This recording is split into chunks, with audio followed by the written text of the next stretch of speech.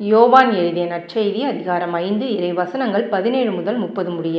இயேசு அவர்களிடம், என் தந்தை இன்றும் செயலாற்றுகிறார், நானும் செயலாற்றுகிறேன் என்றார். இவ்வாறு அவர் ஓய்வு நாள் சட்டத்தை மீறியதோடு நில்லாமல், கடவுளை தம் சொந்த தந்தை என்று கூறி தம்மையே கடவுளுக்கு இணையாக்கியதால் யூதர்கள் அவரை கொல்ல இன்னும் மிகுந்த முயற்சி செய்தார்கள்.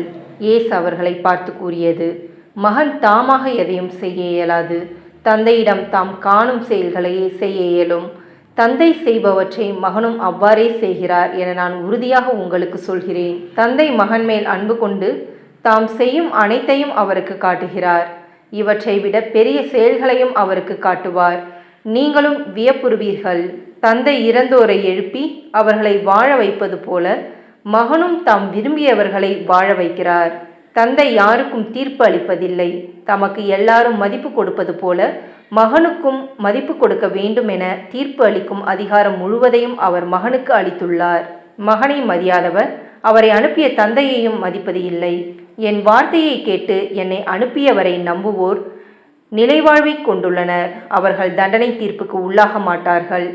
ஏற்கனவே சாவை கடந்து வாழ்வுக்கு வந்துவிட்டார்கள் என உறுதியாக உங்களுக்கு சொல்கிறேன். காலம் வருகிறது, ஏன் வந்தே விட்டது. அப்போது இறைமகனின் குரலை இறந்தோர் கேட்பர். அதை கேட்போர் வாழ்வர் என உறுதியாக உங்களுக்கு சொல்கிறேன். தந்தை தாம் வாழ்வின் ஊற்றாய் இருப்பது போல மகனும் வாழ்வின் ஊற்றாய் இருக்குமாறு செய்துள்ளார். அவர் மானிட மகனாய் இருப்பதால் தீர்ப்பு வழங்கும் அதிகாரத்தையும் தந்தை அவருக்கு அளித்துள்ளார். இது பற்றி நீங்கள் வியப்புற வேண்டாம். காலம் வருகிறது, அப்போது கல்லறைகளில் உள்ளோர் அனைவரும் அவரது குரலை கேட்டு வெளியே வருவர்.